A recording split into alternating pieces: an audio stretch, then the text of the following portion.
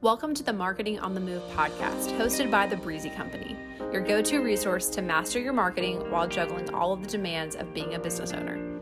We understand that your time is a limited resource and marketing might be the last thing on your priority list right now. Our mission is to provide you with tangible insights and actionable tactics into the latest marketing trends, best practices, and strategies that you can implement no matter how busy you are. Each episode is designed to offer practical advice on leveraging your unique business strengths and efficiently managing your marketing strategy. Whether you're tuning in during your morning commute, between meetings, or while on the run, Marketing on the Move is here to empower you with the knowledge and tools you need to excel in marketing, even when your schedule is packed. Join us for a journey into making the most of your marketing efforts, no matter how busy you are.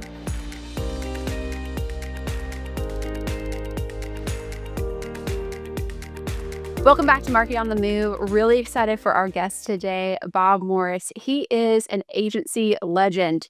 He has been in the creative and agency space for decades, and his experience is such a treat to get to tap into today. So thank you so much for being here, Bob. Thank you. No, really appreciate it. That's a big intro Yeah. to live up to. Wow.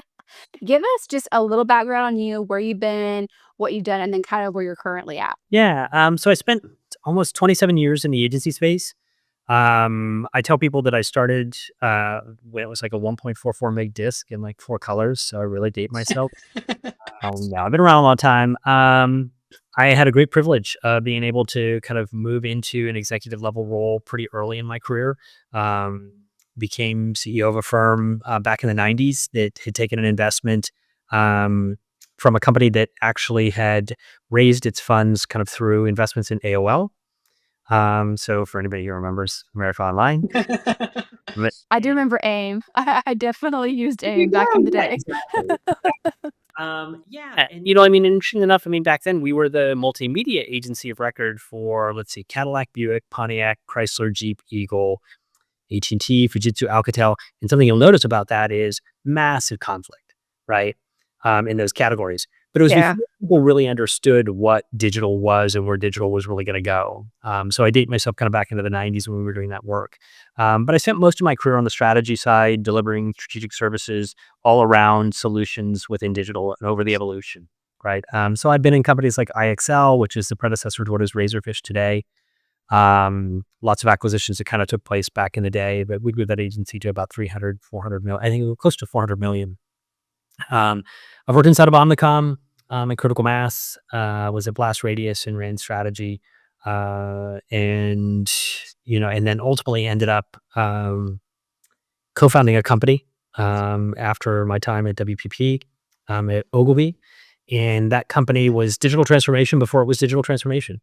And so, we were doing some really great work for some really great companies. We worked with GE Capital Bank, which is now today Goldman Sachs Marcus. So it was acquired. We did work for Anthem Healthcare. We did work for Bank of America, like some pretty big brands. But here's the backstory, and here was a pivot. The pivot was that some of the members of the co-founders of my company were on the advisory board for SOTA, which is the Society of Digital Agencies. And they had really worked on building the study that gets done by SOTA around agencies and agency performance. And because of that, people knew us and kind of knew what we were doing. And so we started getting requests actually from agencies about, hey, could you help us with that transformation, that change? What do we look like and how do we evolve? Which is really relevant for today, in particular where we sit. 100%. And so that ended up basically getting us into a position where at one point, some folks who knew who we were asked us to come in on a deal and look at doing a transaction and helping on the buy side. So we actually were brought in by ICF International, which bought Olsen Advertising from at the time a company called KRG, which was a private equity firm. It's now called Mountain Gate. Lots of people will know that firm because they've bought lots of agencies and kind of been pretty successful over the years. So the takeaway was we did that deal and it was a pretty big deal size-wise. And then from there, 2 years later, were approached by ICF, and they asked if we could be acquired because they really wanted our skill sets inside of what they had acquired. And so we sold the firm, stayed with it for 2 years, in a post world, so I've learned to live through the post of an acquisition and the earnout, Yeah. and all the things that kind of go with it, and all the fun, good things and bad things that can kind of happen. Most were positive, so that's all good. And long story short, then um, finished that, made a decision to kind of uh, step away at that point when it was complete, and the phone just kept ringing. People kept reaching out and saying, "Hey, would you be interested in helping us because we're thinking about selling our firm?" And that led then to us deciding that there was room and there was space. And when I said there was room and there was space, just all the big firms, right? So there's the Houlihan Lokis, and there's the Canaccord Genuities, and there's the WY Partners, and there's all the different firms that are kind of out there that exist. And there's a couple that are very specialized. There's like Palazzo, there's Madison Alley, and they specialize in the digital space. Everyone says that they have a digital capability. The reality is that many of them have never held responsibility for a P&L. They never delivered the services. They went to grad school, went to Wharton, went into investment banking, like technology. They're in the tech sector or they're in the advertising sector. But the truth of the matter is that they don't really understand what it is that's being delivered. And we felt like we had something really unique. So I brought on a co-founder with me. I say brought on, that's not probably even the right term. Um, I reached out to an individual that I had worked with many years ago back in the IXL days, who is phenomenal, and who had done 40 plus buy side transactions and is just absolutely brilliant. His name's Paul Newton. Love him to death. Love working with him. He's a great co-founder. And hopefully he would say the same for me. Uh, and we've been running since, and been really busy, very successful, and really specialized. And we only specialize in the sector. So we're doing ad tech, martech, um, agency services primarily in that sector. A lot of data, commerce, DXPs, so digital experience platform type companies. A lot of data. I think of the deals that have been done over the last few years in the Google marketing ecosystem, in that platform ecosystem, the GMP. So that's like DB360, Mhm. GA4. We've done more than anyone. And so, collectively, we feel good about the relationship we have with Google, the transactions, and the success of the transactions. So there's the long story. Like I said, agency legend. And it's so interesting because you start out in just the agency advertising creative space. You're all the way into M&A now, which you probably didn't think early in your career that you'd be like running an M&A firm. Like that's like Yeah. it seems different, but it has this through line that you get there. And because of all your experiences, you have this really unique position to be able to help a very specific set of people buy, sell, acquire their companies, which is just a really interesting path that you have. That I think most people M&A, they go to business school and they just kind of go that typical path. They work for M&A firm, they kind of work their way up. You went a very like non-traditional route to get there. Very non-traditional. Yeah. Yeah. But I think it's really beneficial, right? Because when you're talking with founders, you're talking with owners, you're talking with agencies just in general, and you can get a pretty good feel very quickly for where a firm sits kind of in the ecosystem, right? You can feel for you get a very good feel for, is it well run, right? Mhm. Why Right. why is the market growing in a particular area and why is this firm not? Or why is this firm out indexing the firm and really, really growing, right? And what I tell people all the time is it's people. It doesn't matter what anybody else wants to tell you. It is a people issue because at the end of the day, the decisions that you make drive where you go. So the people that you hire, the processes, the methodologies, the delivery, what you choose to specialize in, how you go about delivering it, the engagement model, all those things matter, right? And fundamentally, we can all talk about like whatever we want, but the truth is, it really does come down to people because you can look at one agency that started at the same time, hired the same type of people, has similar clients. I have a great example of one that, is basically about an $11 million agency, and their peer that was founded in the same period of time that was acquired about a year and a half ago, grew from the start to $125 million plus in revenue. One's 11, one's 125. Same services, targeting the same types of clients. The quality of Mm. the work is actually almost identical. And if you put your hand, did that old exercise of put your hand over the logo on their websites, you would think that they were doing Yeah. the company. And you go, why is one size and why is one another? And then really comes down to process. It comes down to methodology. It comes down to the leadership. It comes down to people having financial acumen. It comes down to people thinking about it as a strategic service that's being delivered to a client versus it's very project oriented and it's all just about, Yeah. just keep people utilized versus what's the real value. So yeah, Right. my general perspective is, it helps a ton to have come from the industry to be able to look at these numbers. I don't know how someone who does M&A and someone who's 26 years old, 27 years old, who comes out of B school, I don't know how they can actually do this work to the degree that we can and at the quality level that we can because they've never been inside of that business. They've never run a P&L. They never had to worry about making payroll. They've never delivered the services. I just think if you're just looking at numbers on a sheet, it would be like me walking into a car manufacturer and going into the plant and then saying, okay, go for it. Like, you're supposed to help us figure out how to sell our business. I couldn't do it. Yeah. I have no idea. Yeah. Shifting this a little bit, I'm really interested to hear, and we had a few questions we kind of talked about beforehand, but there's trends and shifts that you're paying the closest attention to, in particular the next like 12 to 24 months, because I feel like, at least from my perspective in the marketing space, and we're very much in the organic space, so it's a little bit different from that standpoint than just overall digital services. But what I have seen, I have seen a bigger shift in the past 2 years in marketing than my almost 10 years in it. I'm not super seasoned. I'm not a baby. I'm kind of right there in the middle. So I've got like close to about a decade. And in the past 2 years, with just AI absolutely blowing up, particularly in the past 18 months, probably, I've seen more shifts than ever. So I'm curious what you're paying attention to going forward. Yeah, I mean, I think automation is kind of the critical path, right? I think you have to look at it and go, we are at a real inflection point, right? But I also think that there's a lot of hyperbole. I think there's a lot of hype. I think there's just a lot of kind of stuff floating around that you got to be really careful about, right?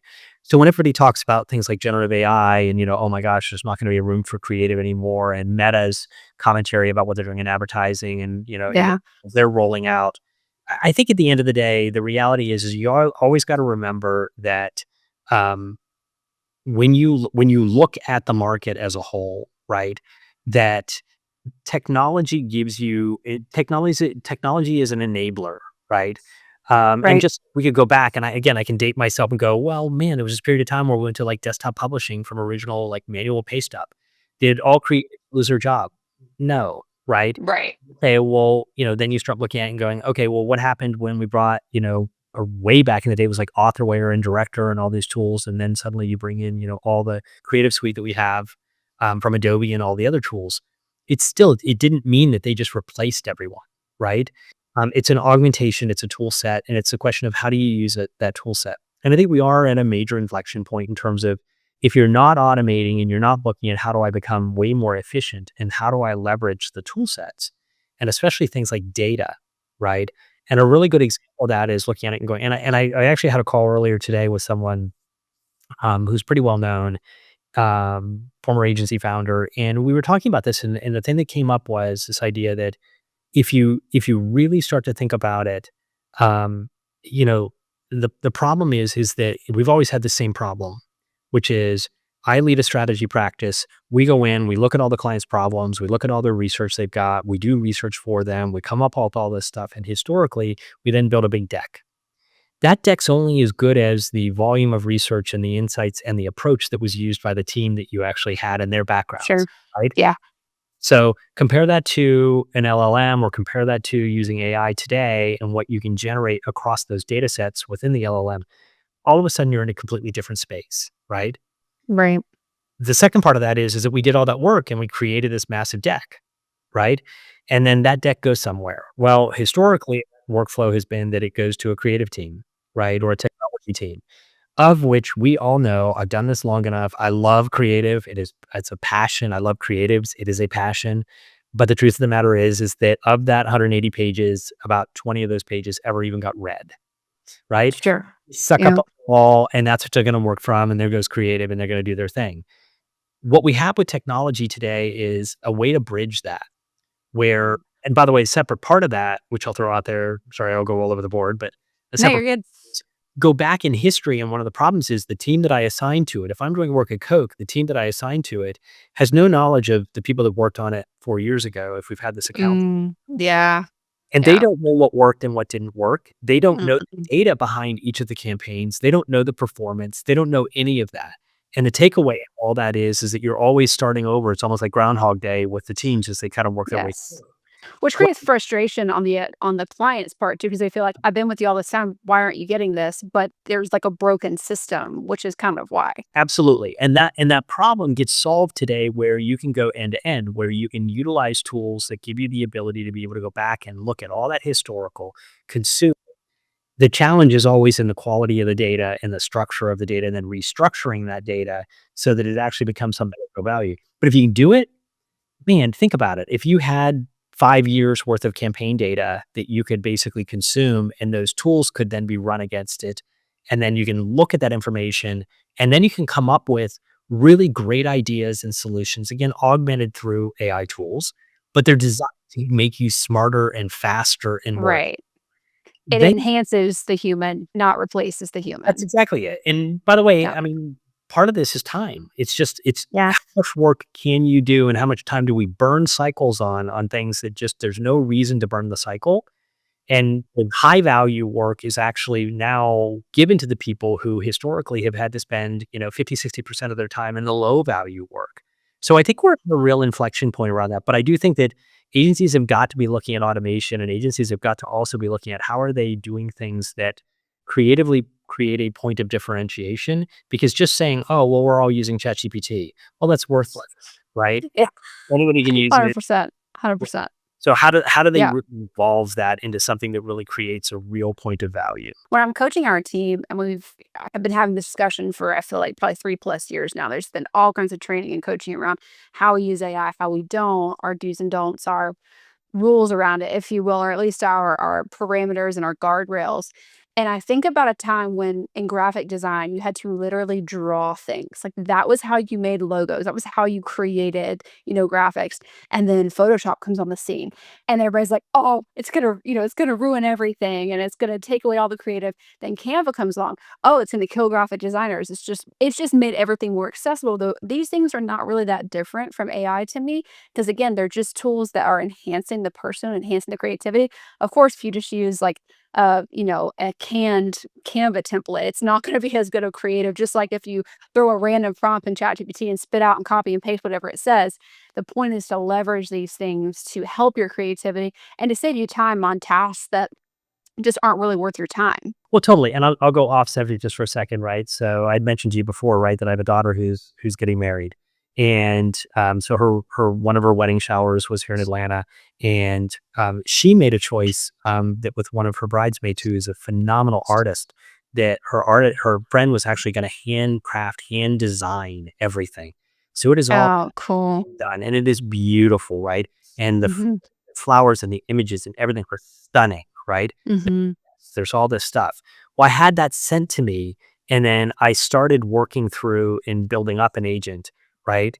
So I Yeah. literally providing it all this content and everything around it. And I actually was able to then get it trained to the point where, and it took a long time, but getting it trained to the point, I say a long time, it took me like a couple days to get it to a point. It was emulating down to it knew what her favorite flowers were and the design style of the artist who had done it. Yeah. And in the end, the stuff that I was able to produce, which is all framed in these beautiful big gold frames, is stunning, right? And I consider myself an artist, but I couldn't have drawn those pieces, and I never could have emulated the style that the artist had, right?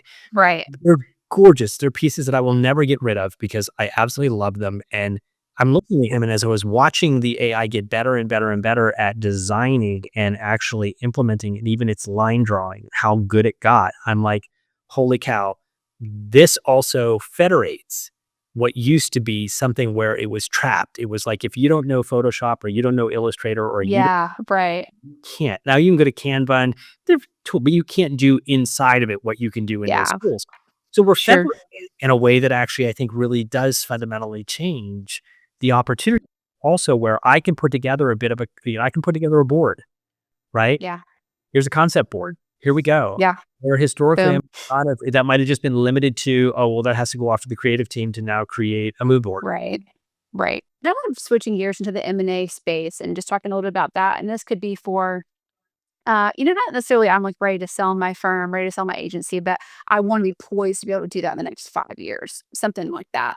What characteristics are you seeing right now that are making acquisitions more attractive or less kind of in the market in general to kind of give them some parameters to think about so they can make theirs more attractive if they're considering that? So I think there's a couple things there, right? I mean, so let's unpack it. I think on one hand, it's if you're not innovating and you aren't reimagining, I think you're in trouble all the way across the board. Whether that's in media and how you do, MMMs or your media mix modeling, your MTA, if all that stuff is still kind of old school, right? You're in trouble. If you look at agencies that have been really, really successful over the last few years, a really good example one is PMG Momentum. Those guys have exploded, right? They built a platform called Alley. It really is a phenomenal platform. As an independent, they won the North American media account for Nike over Wyden and Publicis. They are just on a tear on a growth perspective. And it's because they've been very focused on get really, really good at being able to identify the insight and then get to a place where what you can do is deliver very, very effectively across the media spectrum, right? In a much more real time kind of an environment, right? So I think the argument that you'd be making is you have to be reimagining where we're going. And we do see two different types of agencies. We see the ones that have founder led that, have basically been a great annuity for a founder. They've made really good money every year. They take a lot out of the agency. They are still kind of doing the same thing that they did 20 years ago, right? They've modernized, but they really haven't. They're not a contemporary agency. Those just aren't in demand. I mean, just to be blunt, they're really kind of catching a falling knife in a market where everything is really moving in a very different direction. The other side of it is the idea of automation and really just kind of thinking through. I mean, as much as we talk about data, and everybody's like, "Oh my gosh, we want the data thing." The truth is that data drives the insights, and it used to just be that strategy was a team that was supposed to be coming up with the insights. Now you just have so much data that you can work from, right? And it's not about it's not about it all has to be performance marketing. It's also, we are seeing shifts, right? So I'll give a couple of shifts, right? 2 years ago, we saw nothing in Shopify Plus. Now we see everybody wants Shopify Plus. Year and a half ago, everybody all of a sudden wanted to have Salesforce Commerce, right? And you just see it. And everything kind of comes in waves and trends, right? Why are companies wanting to buy those capabilities in those agencies? Well, the reason why they want to buy them is because there's end client demand and market demand around particular platforms. Right. But the reality is that we're also now starting to see more and more demand for pure creative and pure brand. Why? Well, all of a sudden it's like, well, yeah, everybody raced to the bottom in performance marketing. And now you have a big problem, which is there's no one really playing in brand and brand narrative, right? Right. And the big brand and create brand affinity, right? Yeah. So I think that if I said to you, what are we seeing? We're seeing a bifurcation. We're seeing the agencies that, are really struggling because they're really being kind of eaten alive, if you will, by they're not efficient. They still do things the old way. And I'll use one quick statement and I'll stop here, which is fact versus opinion. Mm. And, clients want to know, is that an opinion or is that a fact? And if you're not using data to back it up and it's, well, we think, or well, we really like, or, well, we saw this other campaign and it's like, no, give me the real insight behind why you want me to spend $1 million or $5 or $50 million on this, right? There's too much still of the whole, hey, we want to roll out a new product and we want to, this coming year, we think it's going to generate $100 million in revenue. Awesome. Okay, well, what does that mean? At $100 million, what's your margin on the product? What's 32%? Okay, so that's $32 million. Okay, the ad agency walks in the door and says they want to run a $60 million campaign. What you've got? Do you have any understanding of what we're trying to achieve? We can't spend that kind of money. Like, wait, come on. Yeah. If you had real data and you really were looking at these things, you would be coming back, and hopefully your strategy teams also would be looking at it being very realistic. And by the way, that's a real scenario. I've actually seen that inside of an agency, and I've seen a client literally go ballistic on them because they're like, "You don't even Yeah. understand what we do, right?" Yeah. Sure, it's Yeah. like in the math, right? Yeah. So 100%. Yeah, I find that so interesting that expertise bias, people don't have a stomach for it anymore. 20 years ago, you could say, like, oh, I've been doing this for so long. I think you should do this and this. So I would be like, okay, cool, do it. But honestly, like, in general, just the explosion of the internet, of AI, of how much knowledge we have access to, social media, just all these different components. it's just too easy to do your own research and to be able to find out what facts are. So you're holding an expert to an even higher level. Like, you have to have an even bigger burden of proof for a client to believe you. I think it's combined two things too, right? It's combined the reality of what do you know, and then what is the AI or what are the tool sets? What's the automation telling you, right? And Yeah. look, I mean, I can tell you flat out. I mean, I've looked at some stuff. Clearly, we all have. I mean, I've seen some results through AI that I'm like, it's fundamentally wrong. I have been doing this for a really long Oh, for sure. Yeah. data sets that you guys pulled from are absolutely god awful, right? Yeah. Yeah. They're in the right place. Moving a little bit deeper into that conversation, what are most creative business owners underestimating right now? And I think it was kind of interesting. You mentioned people aren't playing as much in the brand storytelling space as much because we've just gone so hard after performance, marketing. Curious in general what you're seeing that you might be underestimating if you do own a creative business right now. Well, I think there's a couple things. If I go down the path of what are clients expecting, right, and what are they underestimating? I think they underestimate the sophistication of the client, right? Look, I mean, in many cases, clients have more talent, more people than the agency actually has, right? So the truth of the matter is that I think one, they underestimate the sophistication. So they can't just get away with it anymore, right? They can't get away with the game of, I'm gonna show you a deck at the end of the month that's gonna be the roll up of the reporting of our analytics or our media spend. These guys are living in the same tools that you're in, right? On the client side, Right. and they're Yeah. actually you to do, very close optimization on a daily basis, right? Or on an hourly basis or whatever. It might even be a real-time optimization. So I think one, they're underestimating the sophistication. Um, Two, I think that they underestimate what it takes to actually run an effective agency. And when I say what it takes to run an effective agency, it is a combination. It is that intersection. It's the understanding of from a business acumen perspective, from a delivery expectation, from a creative expectation. There's a lot of founders and a lot of people running agencies today that can't actually deliver any of the services inside of those agencies. So I just made a lot of people. Experienced that several times. Yeah, I mean, no hate. It's like, if you can hustle and you can figure it out, like, good for you. But it also is just like, it has been mind boggling to me how I will talk to somebody and I'll be like, oh, so you guys do this and this. Well, not really. We don't really do that, but like, we kind of do this thing. So we can't like, and I'm like, if somebody came to you right now and said, I have money, could you deliver that service to them if they were ready to pay you right now? No. Okay. That's yeah. that's interesting. The sad part is that the majority of them would say yes, absolutely, and then we'll try to We figure. can do it. Right, yeah, and then, Yes, by the way, that yes. a lot of agencies have evolved over time, right? Which is, Mhm. Sure. "Hey, we won this piece of business." I mean, there's a great backstory to it. There's a phenomenal agency, I won't mention who they are, but there's a phenomenal agency that is kind of a benchmark for the industry. Everyone loves them, they do amazing work, clients love them, they have a phenomenal reputation. Where did they come from? They actually came from the founder had taken some college kids and created a golf game because he was a golf guy, right?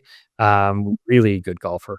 And he created a golf game and he was shopping it around and trying to basically sell a golf game back in, I believe, back in the CD-ROM days, right? Yeah. And Yeah. got a couple meetings and one person said, hey, with big companies, and one person said, hey, you know what, we don't have an interest, but why don't you go talk to these guys, right?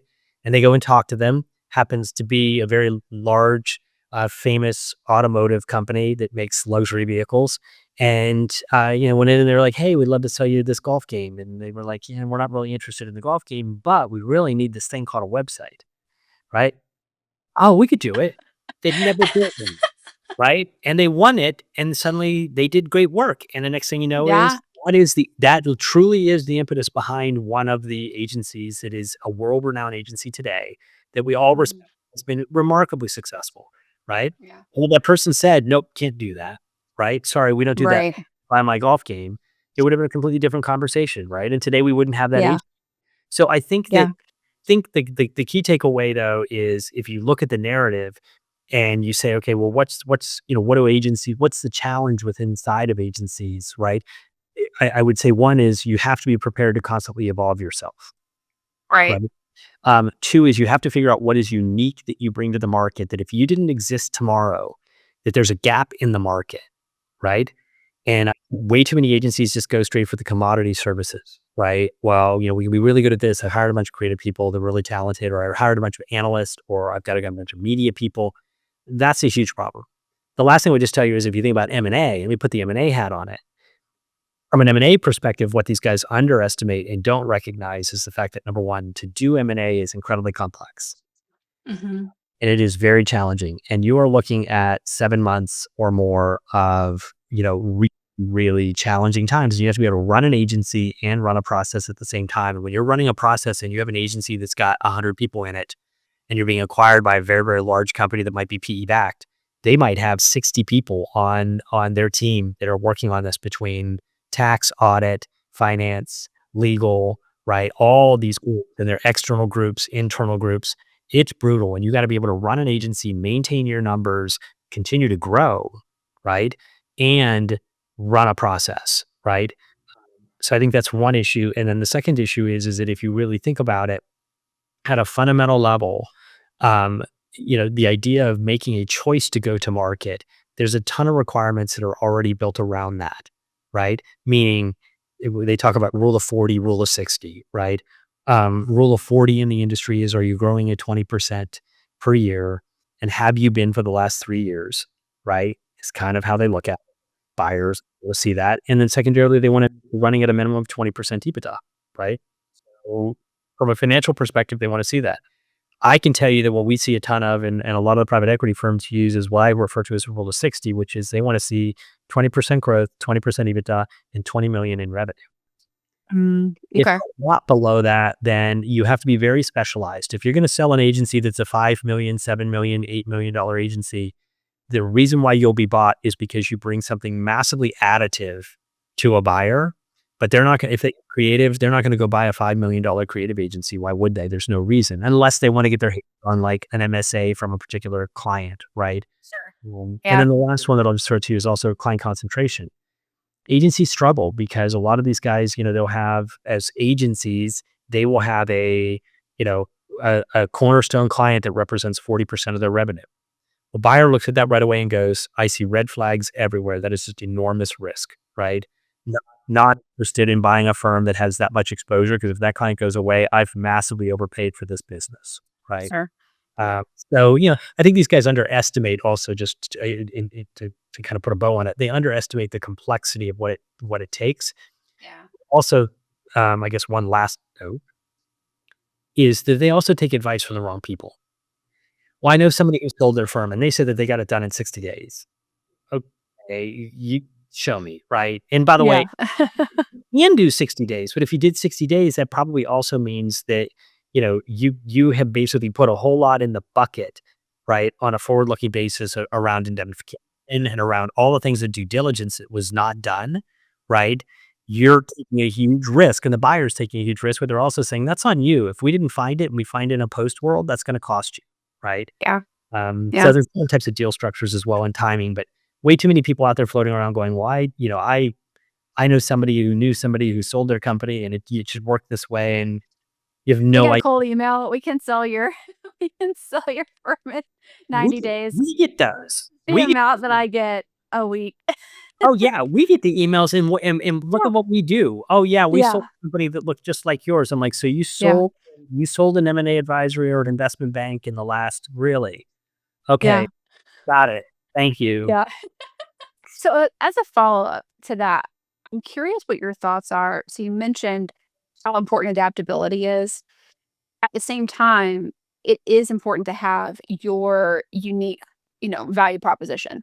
So I'm curious what you feel like the balance of those two things is and where that line is, because if you take every bit of work this is something I've, in the 6 years of our business, I've constantly towed this line of like, okay, this is our core business. This is what we really do. This is really important.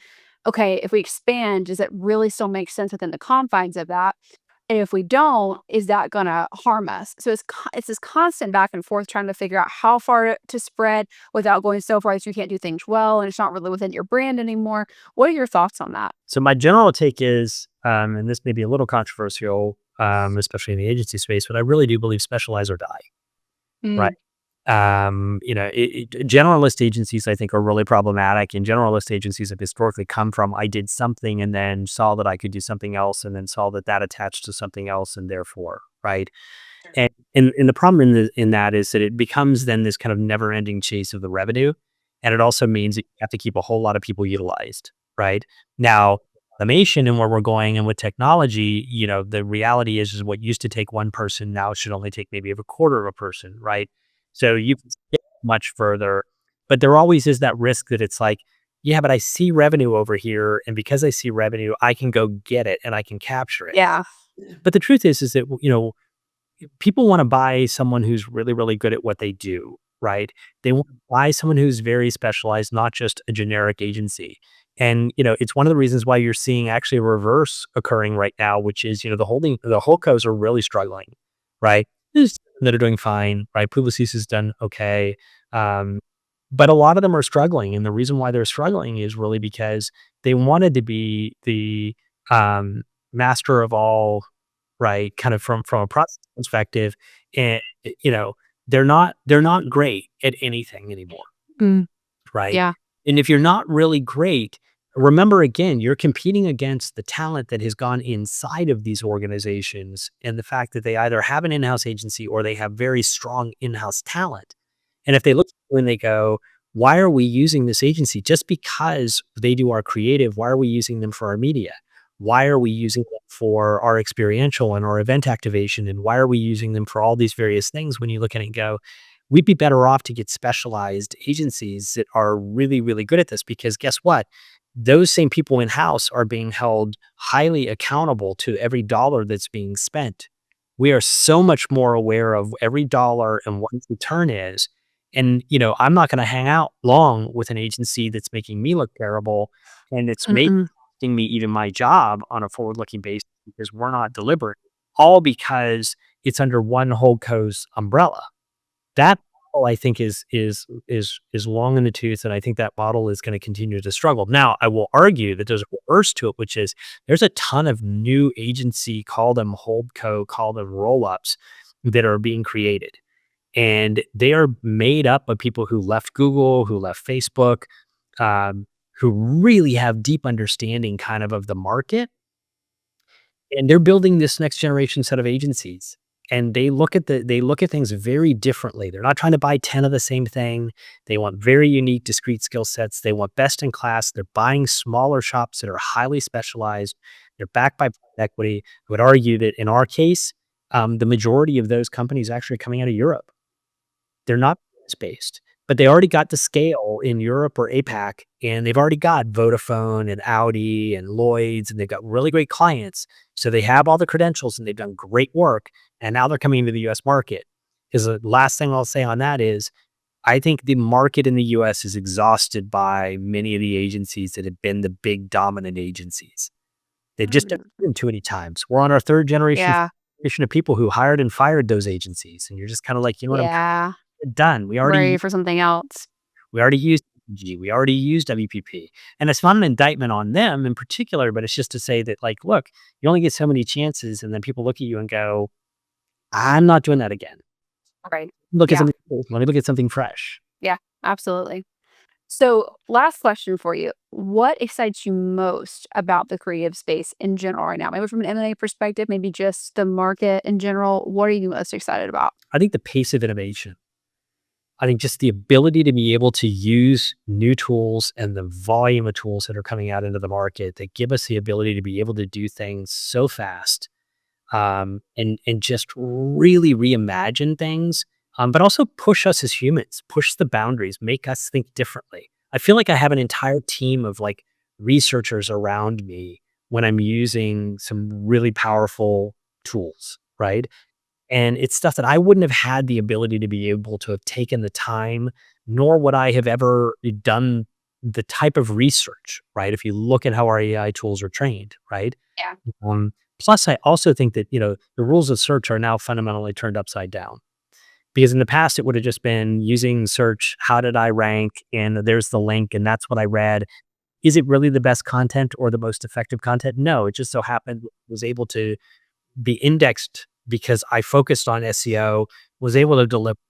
Now I get access to look at stuff that might have been the best results, which would have been on page 700, right? Right. I would have never Yeah. gotten to. So I think where we an innovation perspective and access to tools that empower us creates a new period of maximum volume or maximum velocity of ability to be able to produce great ideas and great insights that are really informed, Yeah. that we just couldn't have done historically. So that's what excites me, and I think there's a tremendous opportunity in the space. I don't see AI as the way others see it, and we'd see a lot of agencies and a lot of different types of companies, a lot of software Yeah. companies, and I gotta Sure. everybody who's claiming that, there'll be no white collar jobs, all agency people will be gone, everything is getting automated.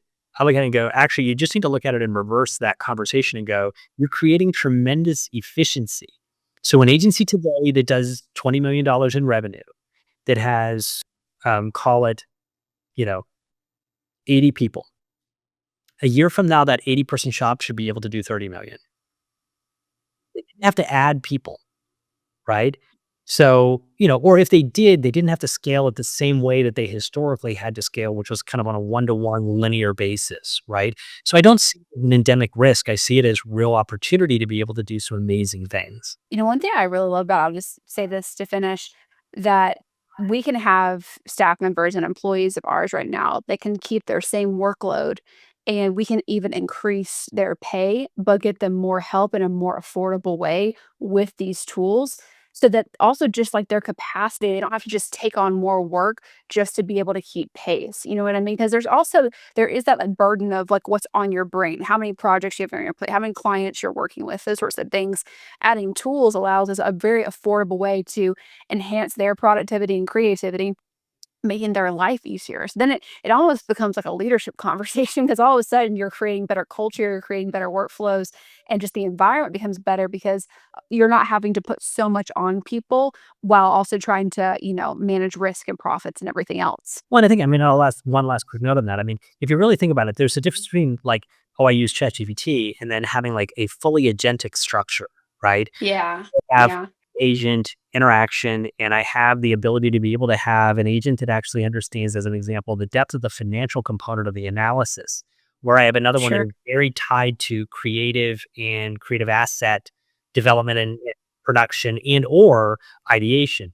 All those pieces kind of working in tandem with one another. It is kind of the equivalence of being able to say, hey, look, this would have been a team of 6 people. And today it really only requires a team of 2 to actually have to work on that problem. Again, it doesn't mean Right. that the jobs aren't there. It just means you could spread those teams much wider and allow them to do so 100%. more, right? But we still Yeah. see a ton of agencies that are sitting out there that are like, the furthest they've gotten to is, well, we got a couple people who use ChatGPT and a couple people who use, Perplexity and a couple people who, and you're like, Mhm. what are you really doing as a firm to try to make that leap, right? Yeah. And Right. so, yeah, I think we're just at a real inflection point. Yeah, absolutely. Thank you so much for your time, Bob, and for your insights. Really, really appreciate it. It was really fun chatting with you, and we'll see you next time on Marketing on the Move. Sounds good. Thanks for tuning in to this episode of Marketing on the Move. If you're looking for more ways to improve your marketing and build a scalable system to help your business grow, check out thebreezycompany.co or any of the resources linked in today's show notes.